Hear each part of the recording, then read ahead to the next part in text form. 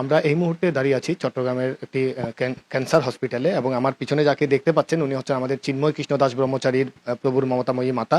উনি দীর্ঘদিন ধরে ক্যান্সারে আক্রান্ত হয়ে এখানে চিকিৎসাধীন আছেন। আমরা ডাক্তারের কাছে যেমনটা জানতে পারলাম ওনার শরীরের আরও অবনতির দিকে যাচ্ছে এবং একটা কেমো দেওয়ার পরে উনি আরও অসুস্থ হয়ে পড়েছেন। তো আমরা আসলে ওনার সাথে কথা বলতে চেয়েছিলাম, কিন্তু উনি খুবই বেশি অসুস্থ থাকার কারণে উনি ঠিকমতো কথা বলতে পারছেন না। তবে উনি আমাদের কাছে আবেদন যেটা জানিয়েছেন, উনি প্রধানমন্ত্রী তারেক রহমানের নিকট আবেদন জানিয়েছেন যেন উনি এই মৃত্যুকালে উনি ওনার সন্তানকে ওনার পাশে পায়।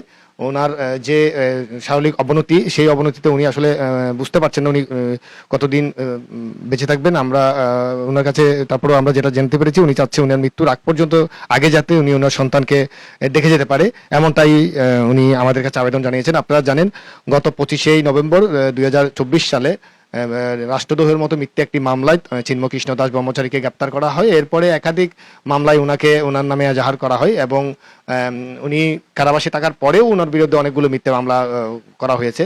তো সরকারের অনেক ঊর্ধ্বতন কর্মকর্তার সাথে বিভিন্ন সংগঠন এবং সনাতনী সংগঠন এবং সামাজিক সংগঠনরা বিভিন্নভাবে কথা বলেছিল। কথা বলার পরেও তারা আশ্বস্ত করেছিল, কিন্তু আশ্বস্ত করার পরেও সরকারের পক্ষ থেকে তেমন কোনো সুনির্দিষ্ট আশানুরূপ কোনো সুফল পায়নি বলে তারা দাবি করেছে।